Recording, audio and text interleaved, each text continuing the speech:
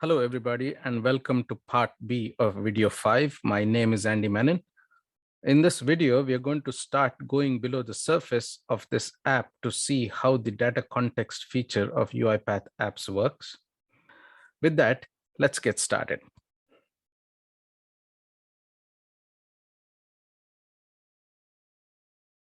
Please recall from the previous video that my app has been deployed as a client application on my desktop as seen here on the left.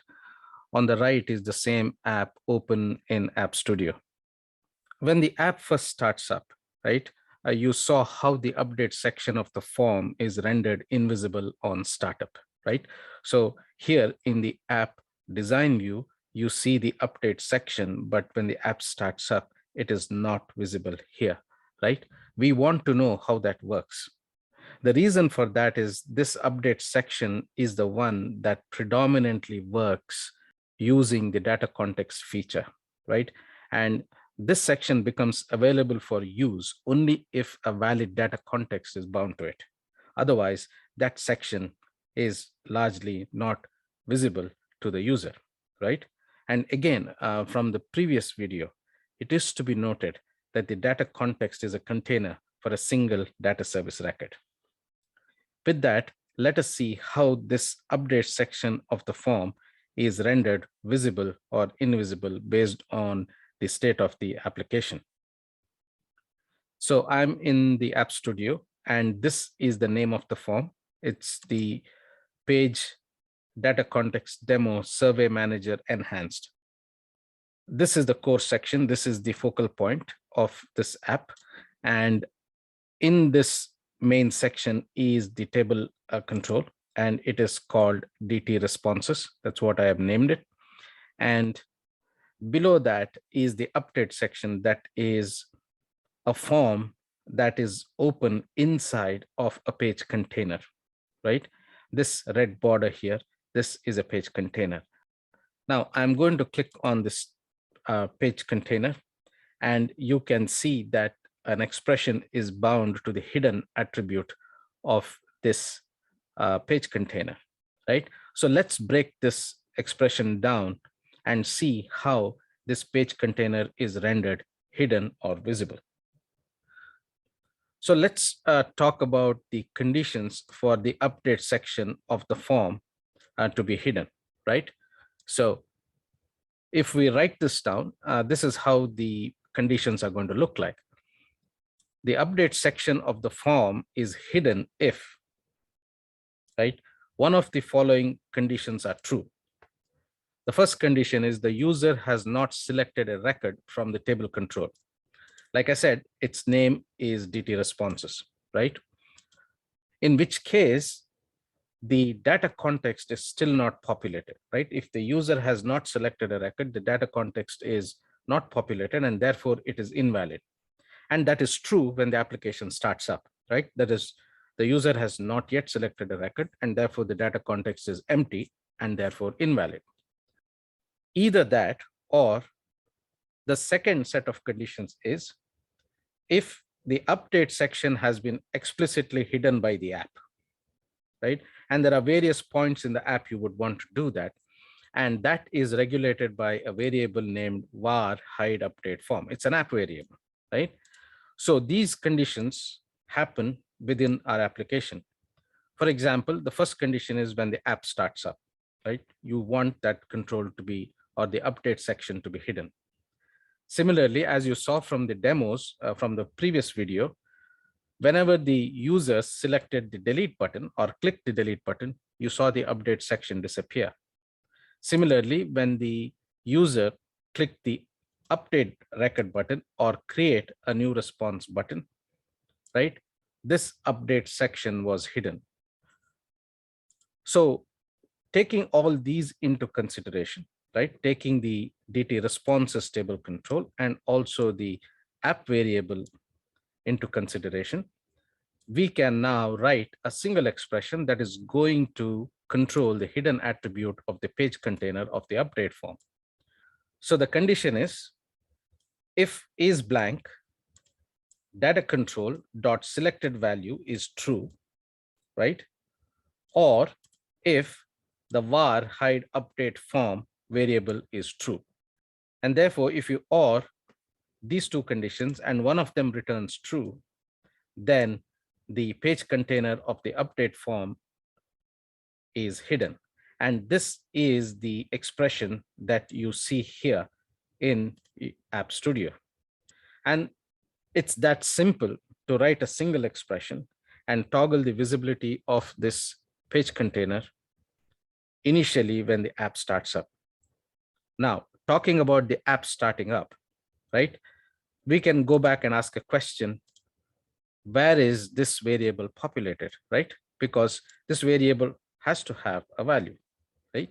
So if I go back to App Studio, remember that app variables are available across the entire scope of the application. So if I go back to the main page, and if I go into the events, edit rule, here is the spot where this app variable var hide update form has been set to true.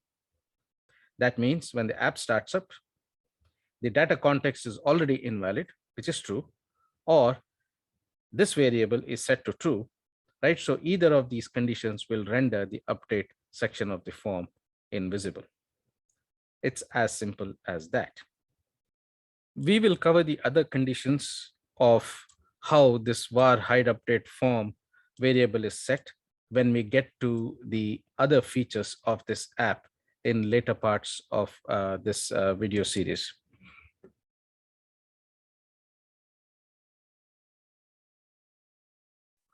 Logically, the next section we are going to cover is what happens when the user looks for a record and then clicks on a record of interest, right? How does this update section of the form become visible? And this is where you're going to see the data context feature being used for the first time, right?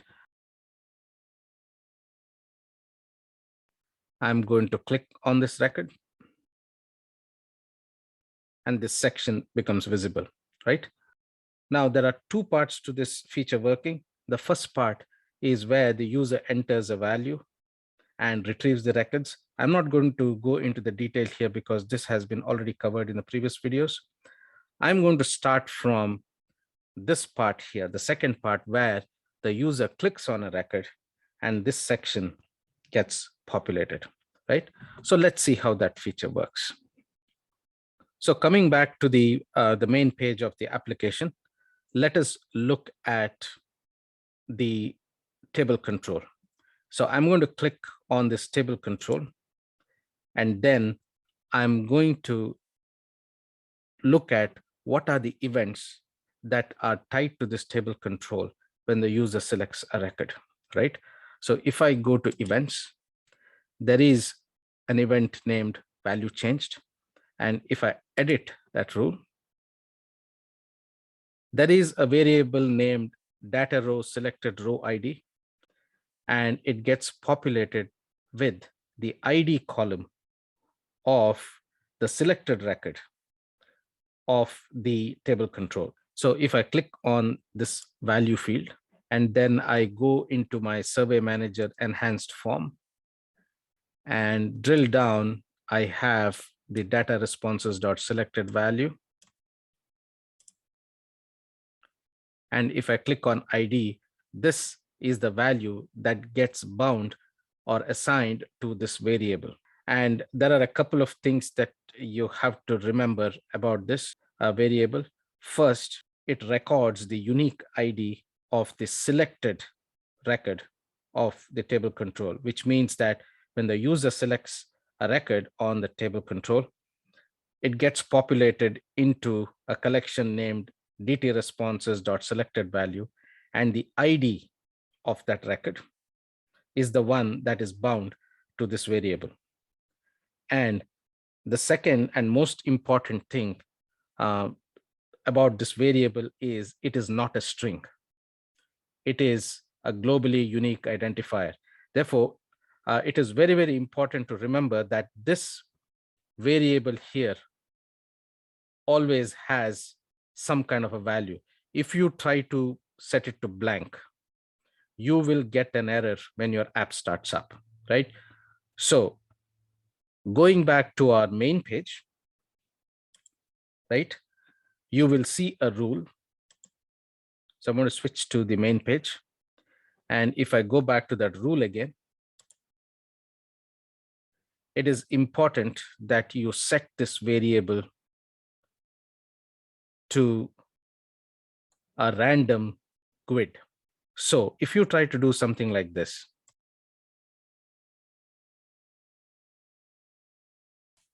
this will fail,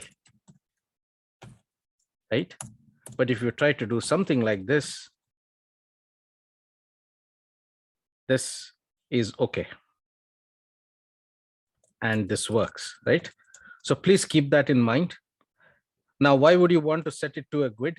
Because if you set it to a random grid, right, the chances are that value is not, or a record with that unique identifier is not available in your backend data service.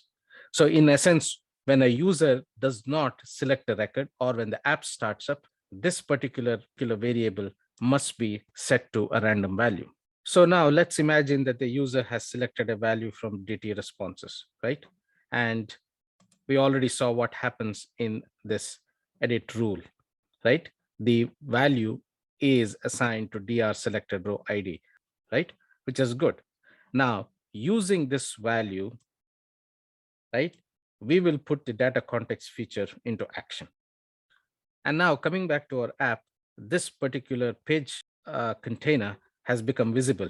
So now one condition becomes true. The page container of the update form becomes visible, right? Because the user has selected a record, which is good. And within this page container is an update form. If I go back to my main page, and if I go into this form, if you look at the page container, if I click on this page container, it is bound to a form named survey update form, right? So here is that form, survey update form. If I click on this form, it will take me to the page that contains this form. And this form here has the data context feature, right? And that data context feature is bound to the value selected by the user, right? And here is that condition. And we are going to now break this down and see how that works. Coming back to Notepad, update form dot data context is equal to a single record, which is returned by a lookup function, right? So we are going to write a function lookup, and our entity is preferred skill profile, which is the entity. And then we're going to write the condition preferred skill profile dot the unique ID of the record equals the selected value. And that selected value is the DR selected row ID. So this is the condition that is what populates the data context. So you can see how that definition of data context sort of ties back. It is a container for a single data service record.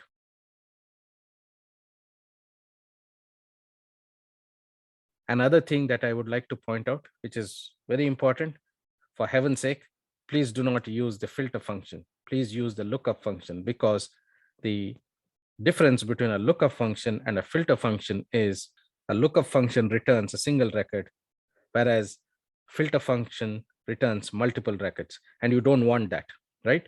So you would want your data context to be populated with a single record, and for that reason, you're going to use the lookup function.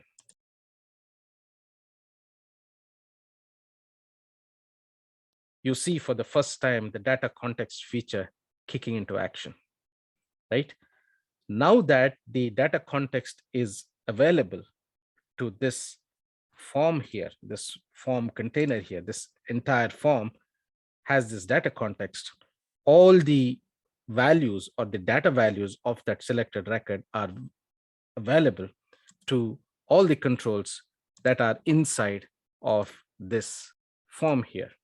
So here, for example, this is a label for the first name of that record. And now it is bound to data context.firstname.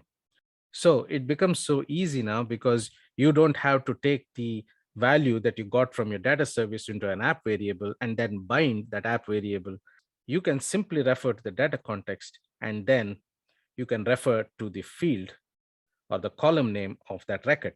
So if I click on this text field here, you can see or identify the data context based on the control it is bound to. In this case, the data context is bound to your update form, right? So if I go to the update form, so this is my update form, right? Page DC demo survey update form. So I know the name of the form. And if I go to the data context feature,